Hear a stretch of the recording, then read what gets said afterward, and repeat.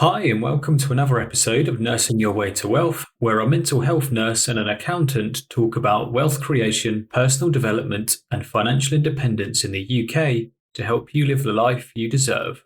Hi, and welcome back. This is episode 71 of Nursing Your Way to Wealth. We have both Alexes back. We had a little bit of a hiatus last week. I was exceptionally busy, and accountant Alex had a bit of a cold, so he's rested up.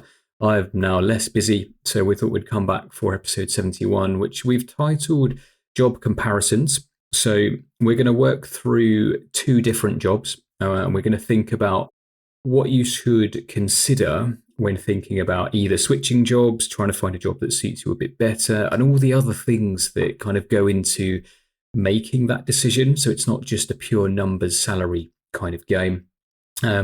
But Alex, in between, when we do that, obviously we'll do like the main body, etc., and we'll cover a reasonable or ridiculous. But have you got anything in terms of like good return on heartbeats, or no? I do have a bit of a nice return on heartbeats, and that is my elderly neighbour.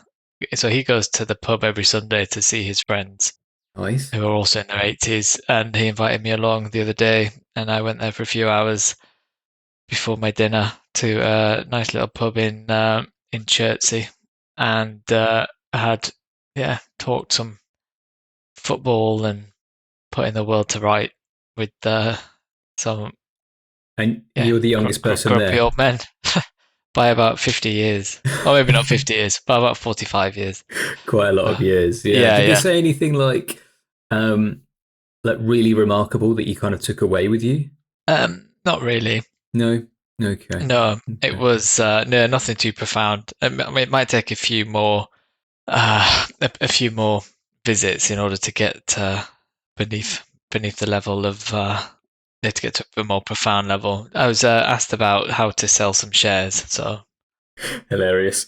so hopefully I was useful enough in that. Yeah, but it just makes me laugh, like financial advice from a guy down the pub Yeah, that one of your neighbours has brought along yeah, is like everything we don't stand for, and obviously doing it properly, etc. But it sounds like you had a great time, and also that they're comfortable to ask you to go when you're literally less than half their age. yeah. So it was yeah, really nice actually. Cool. So Good. yeah, Okay.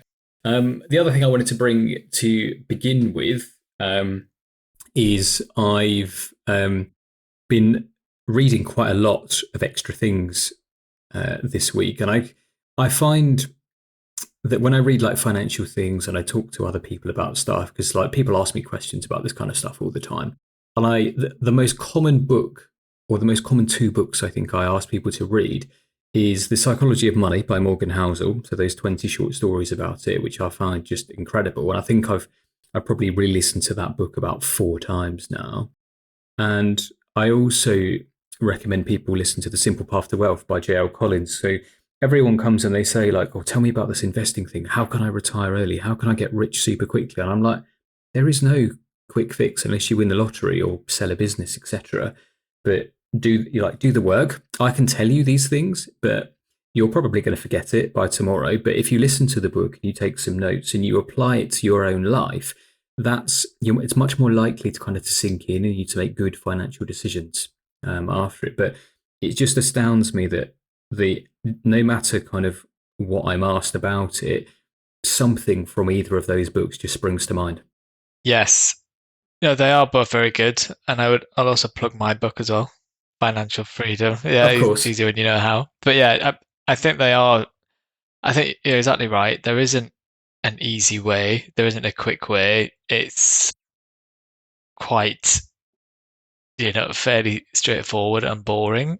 And I don't think people want to hear Mm, that. They want to hear oh, like keep it on the down low, but buy this particular company and you'll, yeah, 150x your money in a week and then you don't have to work again. Whereas when you say and that's frame it. it as, you know, uh, spend less than you earn and invest the rest in broad-based index funds, and it's going to take probably a couple of decades to get to that point, but then you're going to be in a really good position. People don't really want to hear that. Mm. No, they've switched off, haven't Yeah, they? Everyone wants the next new thing that's quick, which is why people fall for these scams yeah, all the time. I was just thinking, like, 'cause I've still got the original copy of your book that you sent me. Um, I would be happy to post it out to anyone listening if you just ping us an email and you're happy to share your address as long as you're within the UK.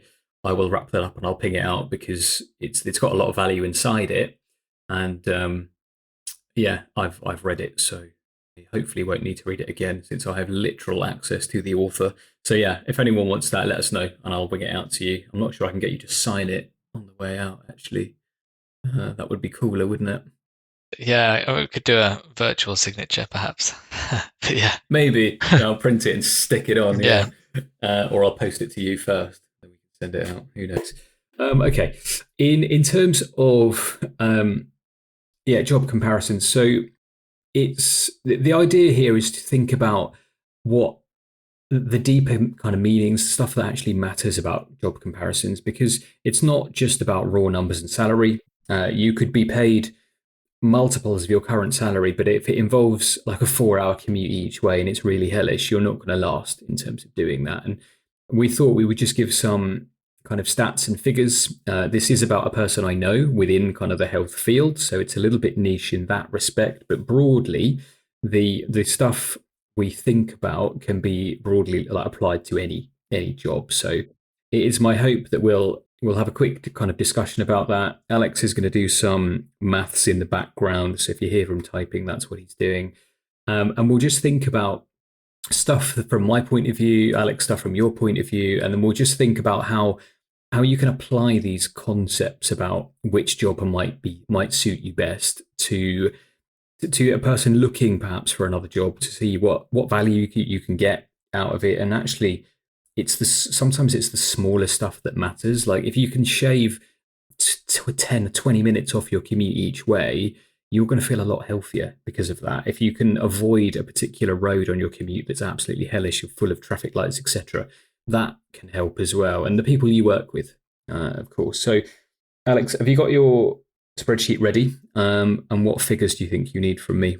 yeah. I do, and I think it is important to look at the holistic picture because, and I think it's not all just about the dollars and cents, but I guess from coming at it from the financial angle and what that could mean over a period of time. So I think, I mean, I've in the background whilst we were doing the intro to the show, I've set up a very quick model. So based off a kind of current salary and comparing that to what the new salary might be, looking at what save so of that savings rate, how much of that is going to get saved, and over a period of say 10 years, if these contributions were to remain constant at a fairly prudent interest rate or prudent return of around 6%, would that future value look like of that pot?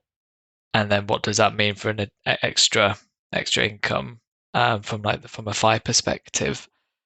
And so I guess there's a few bits to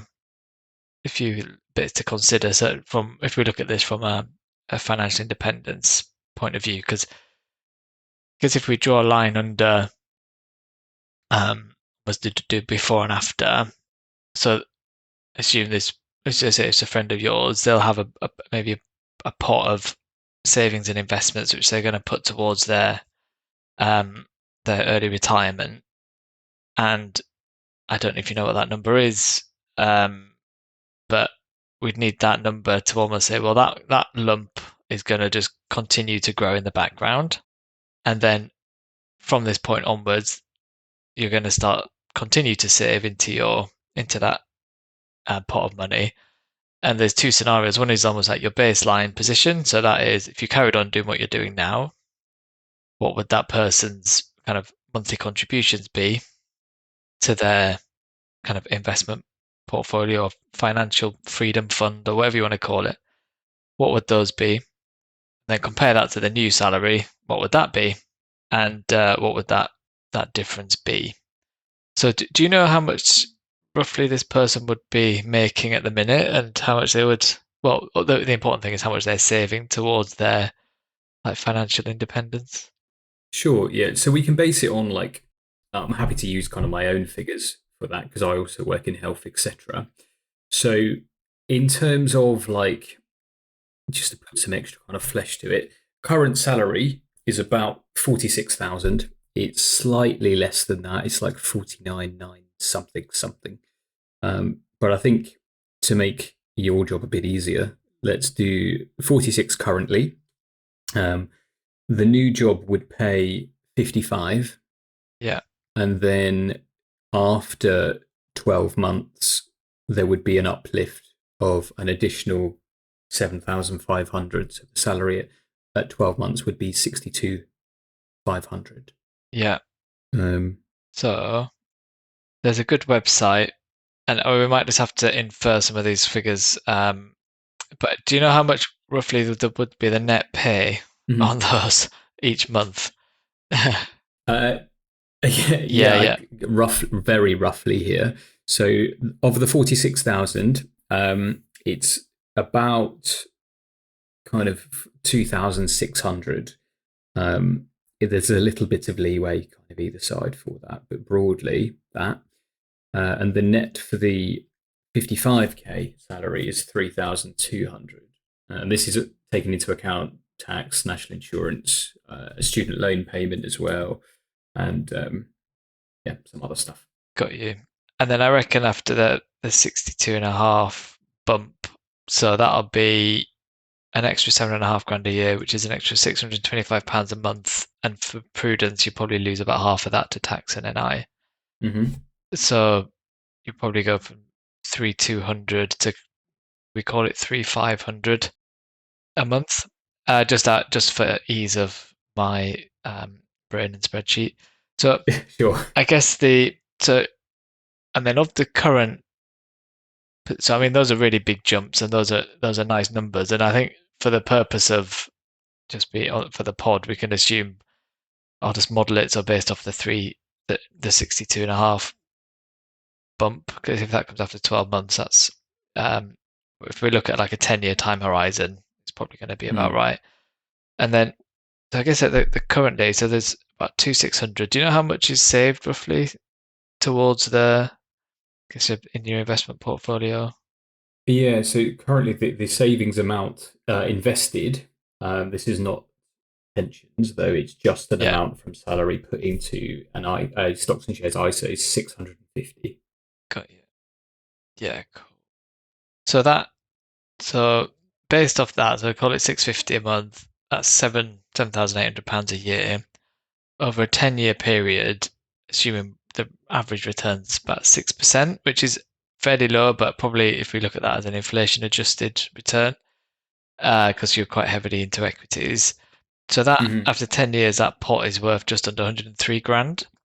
And that's about at a 4% withdrawal rate gives you about £4,000 a year of income. If you extend that to say 15 years, your pot's 181,000 and you get just over £7,000 a year of income. That's just off this like your savings as of now. This is not assuming Mm-hmm. it's almost assuming zero. That you're from a standing start. And then if you were to then go to your um, let's just say you're on the bigger salary, the 62 and a half, that would be then call it £3,500 a month. So that's an incremental £900 a month uh, potential that can be saved.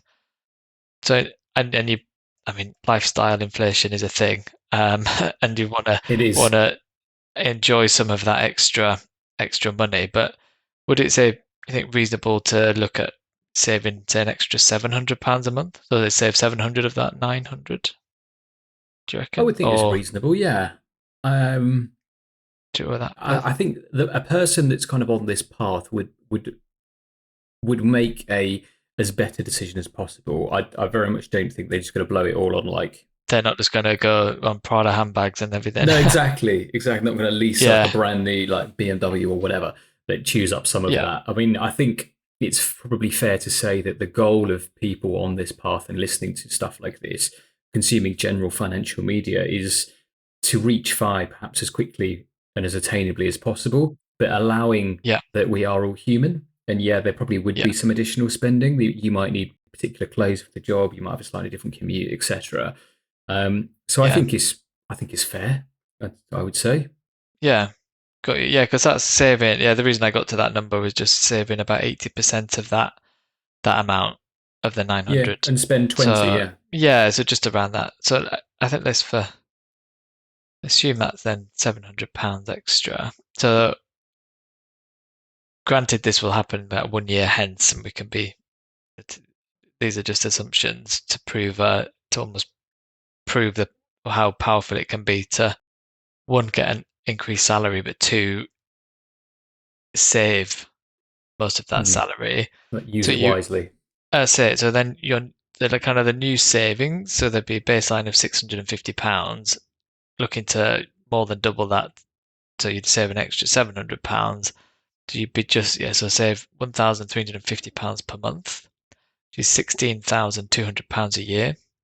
So if that over 10 years, again at the same kind of 6% rate of return, would give you an investment pot of £213,000, and then a 4% like safe withdrawal rate guide of about £8,500 a year. And again, this is excluding if there was a that person had like a nest egg that's already kind of growing in the background. And if it's NHS and maybe this job is about NHS versus private, there's obviously you get the generous NHS pension, but that comes way into the future at 60, 75 or whatever it's going to be. Um, It will be by the time certainly people our age get there. that's It'll it. take a brave government to push it beyond 70, but I don't see otherwise how it would be affordable. I agree. Yeah. So if this, so based on these numbers, and obviously caveat that this is very fairly high level and done quite quickly, but you're kind of looking at, I guess this person's going to be saving a decent amount anyway. They'll have, 100 and call it £103,000. If they then took this new role and got the increment and saved the majority of that incremental salary, then in 10 years' time, that pot, rather than being worth 103,000, is worth 213,000. And over 15 years, just as we continue to compound, the kind of the baseline position, you'd have 181,000. So again, really like chunky amount of money. And then the new position, you'd be looking at about 377,000. So almost in 15 years, you go from having like a safe withdrawal rate of about £7,000 a year to £15,000 a year. So it becomes it could, but looking at these, it's pretty game changing as to what that increase could do from a kind of financial perspective. And this is excluding pensions as well, like because your new, I guess the new Mm-hmm. company, I assume if you're in a private company, would have a private pension scheme, so there would be additional. But something like this, if it's that kind of step change Yeah. in salary, I mean that even just I guess your friend's initial view of, they'd get 55,000, that's a 20% pay rise. And then if it then did go up to that 62 and a half, that's a 36% pay rise Yeah. versus the current baseline salary. So Yeah. So these figures are have been like pre-agreed. So it's kind of there's a level of certainty yeah, there. It's not like pie in the sky kind of shooting yeah, for it. Um, and I think what like on this financial independence journey and just managing your money well, being a good custodian of it, one of the most powerful things you can do, one of the biggest levers you can pull, is increasing the amount of money you have. Like you're going to get to fly way quicker earning 200k than you are earning mm, 20. Just raw maths and earning power at that. yeah. Um, And I think that's where, yeah, sorry, just to jump in on that. With the returns, I often see things online and they use quite punchy annual returns. And yeah, there's 10, 11%, Yeah, which etc. is really toppy. And yeah, it's like, yes, that has historically happened. But I think when you're planning, you want to give yourself a bit of a margin of safety. So I always err on the side of caution and assume a much lower rate of return. Absolutely, like because then it sets you for any eventuality. Like you Yeah. won't be disappointed if you're expecting 11% and you only get 8. Whereas if you're expecting Mm. 6 and you get 8, that's huge. Yeah. I'd much prefer to be pleasantly surprised rather than be in a position where you're having to take on a load of risk in order to try and hit a outlandish annual return target. And this is, yeah, exactly to your point. Like the power comes in, you earn more, and then it's saving more of that. And the more you can save, the quicker you get there. Yeah, absolutely. As long as you keep an eye on your expenses, etc. Like we spoke about lifestyle inflation, etc. So if, for example, you make an extra 10k a year, but you spend 11,000 extra a year, you're going the wrong way. Like it's going backwards, and you Yeah. can't then leverage these like the compound interest that we've talked about. So there is a pension component. They pay 5% as a minimum in. I don't know whether they'll match any more of that. I would hope that they perhaps would. Um, but so the general idea is 5% from the employer, 5% from the employee. Yeah, that's pretty good. It's not bad, is it? Considering Yeah, the minimum is what, 3% from the employer? correct. Yeah, so that's a fairly solid. I would say that's a fairly solid Yeah, it's certainly not bad, is like it? pension. Yeah, it's just a bit. What I'm trying to think of what my company do. I think I'm five and they're four. Yeah. Um, So actually, 5 and 5 is pretty good. yeah, so it is pretty good. So I think that's also yeah really good benefit. And again, that and then just running the what that would look like is yeah, so you'd be paying about £6,250 a year into your pension based off that, and then following the same kind of return calculations as before over 10 years, your pension pot would be about 82,000. 82 after 10 years, Yeah, assuming start from zero. correct. Yeah, so that'd be a zero pot. Remember when we did the pensions episode, like a bit of a deep dive into that, and the average pension pot for someone in the UK is like 82 grand or something, Yeah, so you which is mad. it is. I think a lot of that might have to do with that with the demographic, and because most pensions, like for people retiring now, would be defined benefit pensions, Yeah, so yeah. it's less common to have had the defined contribution. So I think people probably got a bit more pension savings than or pension income. But yeah, I agree. Yeah, looking at the figures, it's a very low. Yeah, it's an alarmingly low amount of money people have got saved in their pension, if that's Yeah. rings true. Maybe done on purpose because there was this huge kind of swathe of people who didn't get the DB scheme and were too early to go be mandated into the DC scheme. So actually, they were left without much provision from Mm. the employer or mandated by the government, and it's kind of left to themselves. So I wonder if that skews the figure downwards. Um, well, possibly. Yeah. So I think obviously we've talked about raw salary, etc. There's obviously some specifics that you couldn't do. Whether there's any of your stuff is expensable, you can claim any of it back, etc. Um, I mean, certainly I've worked for other charities in nursing where you can claim back your like subscription fees for the year, which Yeah, is 120 quid. It's not it's not going to change the world, but I'd rather have it in my pocket, um, yeah, than not.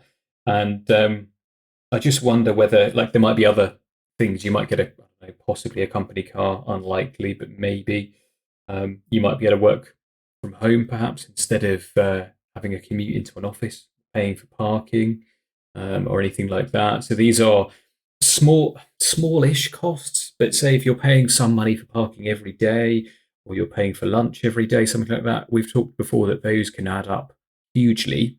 Um, and if you are able to save and invest that money, it can make a big difference.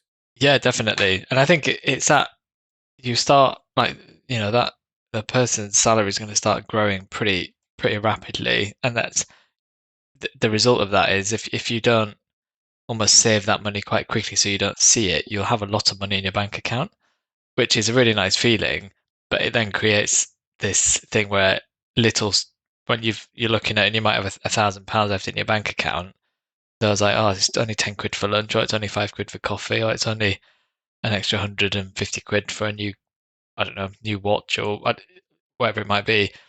It starts to very quickly get eroded away. So, which is almost, it's important to keep the discipline. And I think the people listening to this and people that tend to follow the FI path have been very good at almost setting up the mechanism and the process so it's like you get paid and things go out of your bank account and then you almost forget them and they're locked away. And whether you put £50 into that process or £500 or £5,000, you've created that discipline. But there is risks as your income starts to grow that yeah, you can begin to, and this is exactly how lifestyle inflation works, and things then start to flitter away. Yes, you get used to it, don't you? Like we've talked before about the hedonic treadmill. Like for me, going from having a dishwasher to not having a dishwasher is week changing in terms of how happy I feel or don't feel. And it's like you can very easily continue paying monthly for things. You get anything you want on a monthly payment if you look hard enough. And when you're used to having that, then not having it feels so much worse than the benefit you felt when you introduced it. So we know, like our human brains, we don't like going backwards. We like going forwards. We feel like we use dangerous words like "I deserve that" because I've put in a week's worth of effort. I mean, so have a lot of people. It's just whether you're prepared to make the sacrifice. Like you could, for example, with a pay rise like that, you could put all the extra money in and get some extra benefits from that. You could split it. I'm a big advocate of if you. I think it's unreasonable to think, Alex, that someone will put all of the £900 away. They'll want to enjoy some of that money, which is why we've kind of split it that way. Yeah, I agree, and I think there is an element of you don't want to deprive yourself, and I think there is a you know mm, often with higher salaries comes more stress, yeah, and there is an element of medicating yourself in a way, whether that be just having a slightly nicer grocery shop or going out for a meal a bit more mm, or having a takeaway, but well, and things like that. I think it's just keeping check of it and being very mindful, but without it, yeah, without things creeping too much, that you're putting in loads more effort, you're a lot more stressed, and actually you don't have the dollar bills in your bank account to you don't have them left yeah. And to help free you from it. you've spent it on dealing with the new environment you're working out of. So I wonder if there's Yeah, an argument here that, yeah, if you do get paid £900 extra a month, but you spend, I don't know, £850 of it, you're then not really getting the benefit of the extra work and the extra yeah, stress and the higher salary. You kind of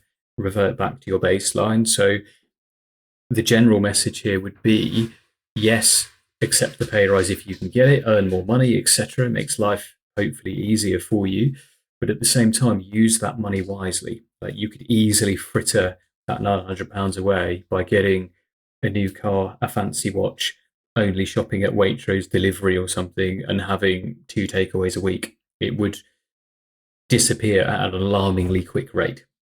yeah. It would. I completely agree.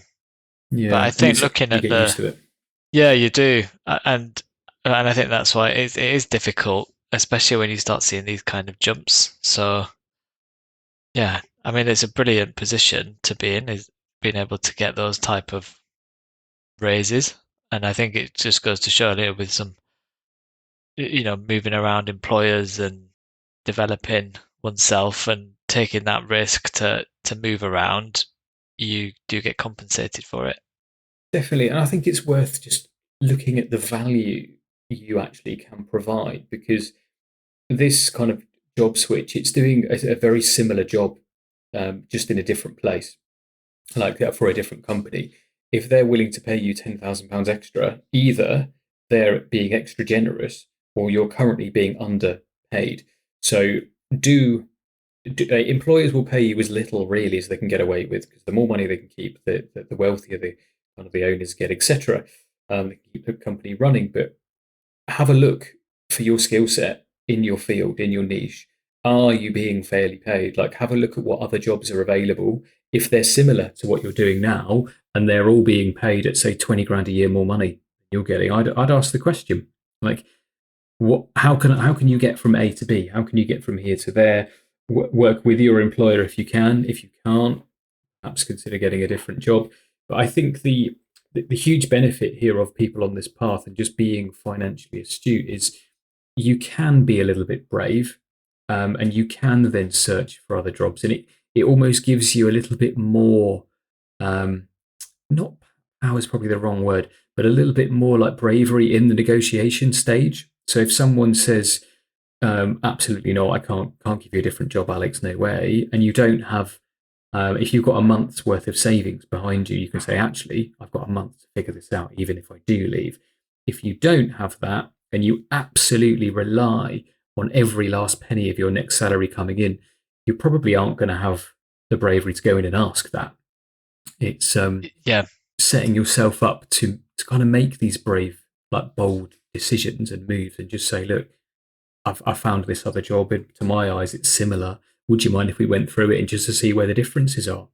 Um, and you could highlight to your employer that actually you probably are worth more to them. And we can see, obviously, this pay rise is kind of pretty punchy. You said 36% after 12 months. that's correct. That's Yeah, a crazy percentage uplift, isn't it? When if you think about what's given to public sector workers, it's like 2%, 4%. If you can get 36, that's a lot of years of 4% rises, isn't it? that is. It must be, yeah, nearly 20 years of 4% rises. Yeah, it's crazy. And if you think about as well, if you use that money wisely, you add it to your portfolio, you're kind of intentional with it, you're smart with it, it's going to make a huge difference. I mean, the difference between 180,000 after 15 years and 377 is It, crazy. it's Like, yeah, it's life changing. I think something like that. I think I would go as far absolutely. as saying that it really does change the trajectory. Mm. And during that time, there's obviously going to be additional pay rises, and markets will do well, markets might not do so well. There'll be things that chop and change, and then there's also the pension contributions on top of that, and then there's also the almost starting point if there is any kind of current investment portfolio there, that's going to be Yeah. growing as well in the background. So it's all, yeah, it's yeah, a really good opportunity, I would say, and I've been in similar situations with kind of similar pay rises, and it does make a huge, huge difference. But yeah, that point is make sure you hang on to it. um, Yeah. Keep it, don't spend it. Just yeah, be intentional. Yeah. Do you think like, Um, just thinking kind of broadly after kind of 15, 20 years, depending on where you're at in your journey, this could mean you either retire wealthier and you have more income at that point and you can choose what to do with it, or you could perhaps shave some years off your yeah, retirement date. You can add some flexibility to that and you could say, actually, I could retire at 60 and have this much money, or I could retire at 55. And yeah, I'll have less cash flow, but you've basically bought yourself 5 years back. yeah. Or even you get to the point where you could coast from either 45 or 50 and Yeah, go and just do something part time just to supplement your kind of current lifestyle, knowing that in the background your money's kind of ticking away and that your older self is taken care of. So I think like anything, it's flexibility and freedom, and hmm. the closer to all that you have, the braver you are, and the more you can do. So yeah, I think but yeah, something in this kind of order of magnitude is yeah definitely yeah worth yeah seriously considering. I would. Makes a huge difference. I mean, in terms of like, obviously we've covered numbers, you've worked a spreadsheet, etc. But in terms of like other things you would consider, I would factor in like commuting times, like how far is it? How far do you have to travel? Because for me, even a pay rise like that, it's not worth 2 hours each way on a train to me, even factoring in the train cost.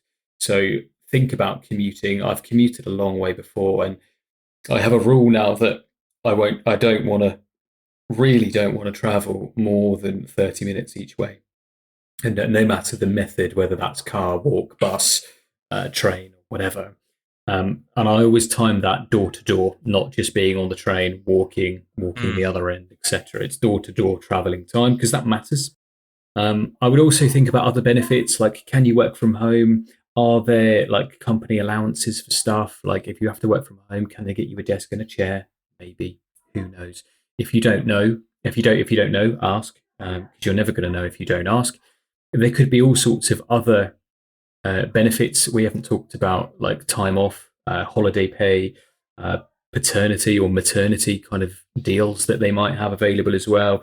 Any option for extra training or just to make your work life easier. So these are all things that I would take into account. Ask the questions as well, because if you don't ask, you don't know. And it could be that you choose to stay at your current job earning 46K and not 55 because you have an agreement that in 6 months time you can do a course that means you'll get a much bigger pay rise if you stay. You add some extra value. So think about it from both sides and really kind of understand most of that info. You're not going to get it perfect the first time, so you might have to ask multiple questions. And then I think the most pertinent thing to do is apply it to your life. Like, what does it mean for you? So I've got a friend of mine who is paying for her son to go through private school. And previously, in order to do and to afford that, she's been working bank shifts, weekends, and nights on top of a full time job. And she's just found a job paying more money as a base salary, which means she doesn't have to work weekends and she doesn't have to work extra nights like Saturday night, Sunday day shift, etc. And she gets more time at home, and that is worth more to her than like staying put and having to continue like working 6, 7 days a week. yeah, that is a really good example of what this could do. But I think yeah, your list of additional like almost non-financial factors are also really pertinent as well. Mm. Yeah, definitely Because it consider matters, I that. think. It It does, yeah. matters a lot in terms of like, are you expected in the office 5 days a week? Like I know, Alex, you've said before that your commute is like walk from your house, get the train, walk again, do a whole day's stressful work, and then repeat on the way back. Um, and it does take it out of you, doesn't it? It takes your energy. It certainly does, yeah. And that's yeah a big thing for me is the holistic the job in the round isn't just the tasks and the pay.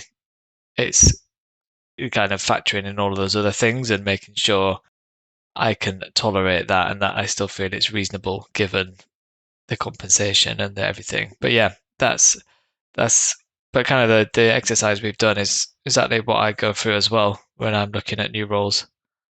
Yeah, I think and if you're not sure, ask us. You could ask someone else as well. That's no Yep. problem. I think the other thing that we normally cover, like, have you said everything you want to say on job comparisons? Should we move to I reasonable or ridiculous? yeah. I think let's that. I think we've covered job comparisons. And if there's anybody's got a job comparison they want to look at or any other comments, then yeah, we'd love to hear what you say. Yeah, exactly. Or like you can either email it to us and we'll go through the figures, or better yet, come on and we'll talk as a kind of a Yes. trio, and we'll talk you through it in real time as well.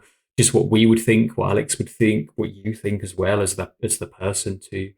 Um, yeah.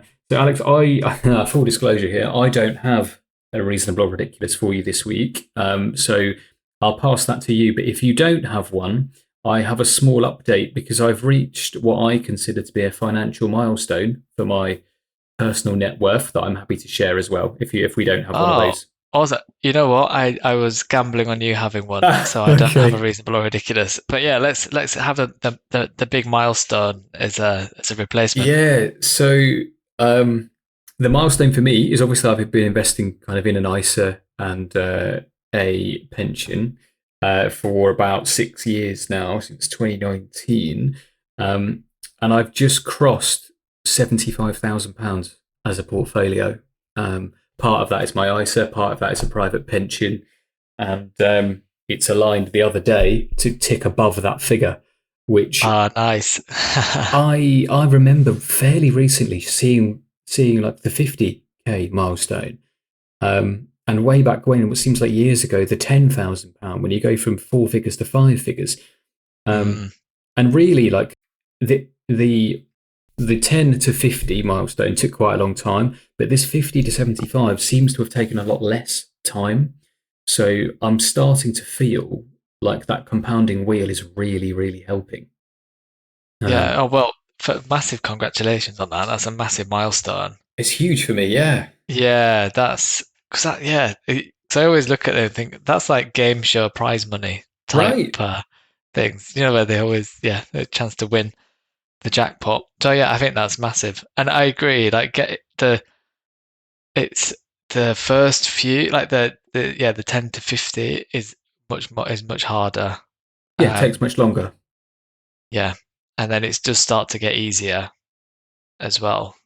The the more you get, so it's they said, God, it won't be long till you'll be in six figures. Yeah, I know. That's crazy, isn't it? So, and actually, Yeah, weirdly, tomorrow is my birthday.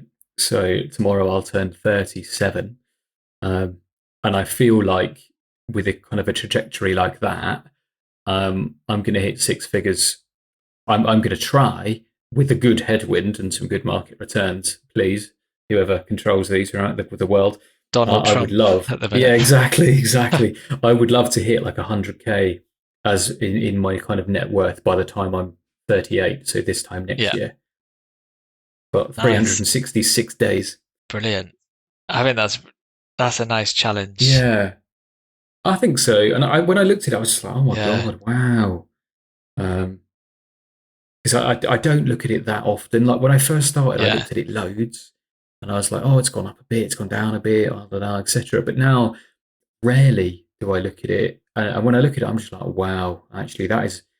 Sometimes that looks great, and mm, other times it's gone down a bit, but that's just the price of yeah, admission, etc. Um, yeah, so it's. I feel it kind of reinstates and re-incentivizes me just to keep going, keep on the path because it's kind of proof of yes. concept. It just reinforces it. I always find that it's like, oh yeah, this is why I'm doing it. And there's times, yeah. Yeah, Oh this wow, is why I'm doing it for exactly right. freedom. Oh well, that's really good news. Well done. Yeah, yeah. No, I feel great actually. Yeah. Okay. Cool. Right. That's been episode 71. We've called it job comparisons. We've added a little bit of extra in between. So if you have any questions, you think we've missed anything glaringly obvious, or you want to come on and talk about your own job comparison, or if you've recently applied and got a promotion, got another job, and it's landed you with a hefty pay rise, we would absolutely call that a win. And we'd love to hear from you.